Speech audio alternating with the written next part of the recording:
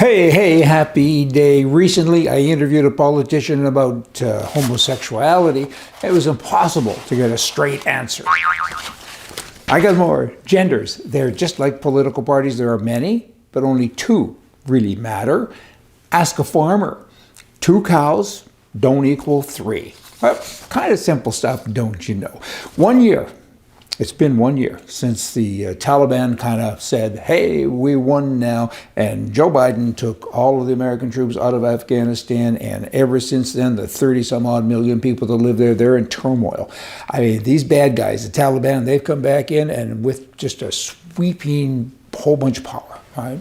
Bad wordage, but you get it. They said, hey, all you women, you're not allowed to go to school anymore, and you can't leave home unless you got somebody with you who's a man. You got to cover yourself up so nobody can see you, and you can no longer work. And that's kind of troublesome, because they've been at war for almost 4 decades, right? That's a long time, and there's a lot of homes, a lot of households that are led by a widow. She's the bread earner, maker too, I guess, and now she's not allowed to go out and actually make money.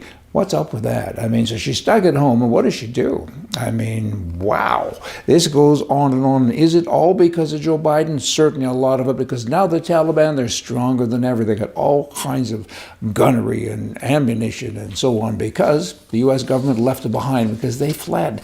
And they did it quickly with Biden's thing going on. Is not very nice.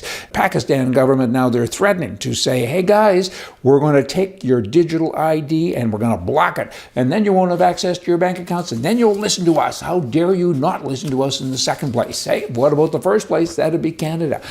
The prime mistake there is saying these digital IDs, this is a neat idea. We can control our people even more, because it's another step into where I want to go with a big step. So he's talking about doing it, and you got Pakistan that's already showing people, the world, what they do, what government does with that overreach, with all that power. And now you have the Canadian government. U.S., don't go invade other countries. Don't go back to Afghanistan. Invade Canada. For heaven's sakes, don't you see what's going on there with the people? The humanoids are getting pounded every day. You have this, I can't even call them socialist anymore, or communist. I don't know what it is. Well, pick a word, but they're smothering their people. They're smothering their own people. They hate their own people, and they're doing everything they can to take power away from them every day. And this digital ID thing is just another step in that direction. It's bad, just bad.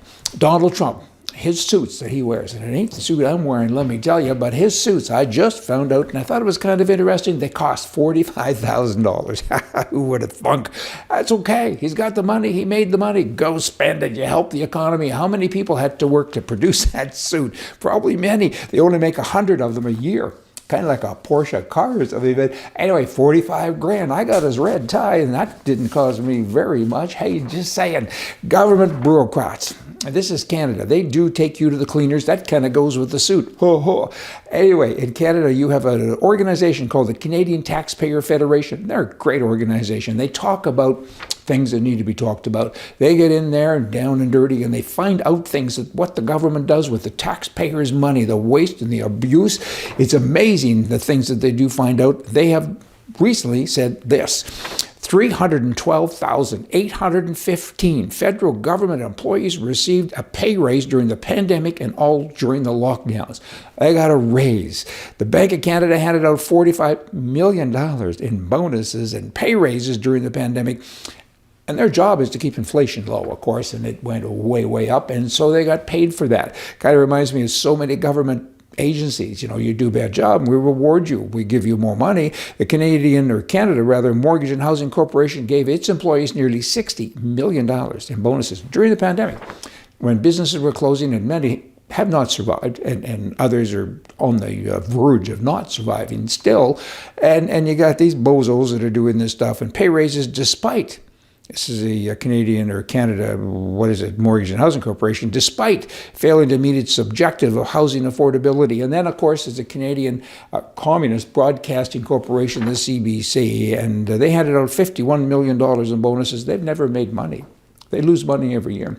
And during the pandemic, they said, hey, you guys, we're doing a great job. We're losing more than ever. So they handed out $51 million in bonuses. Do you think that's fair? It's not fair.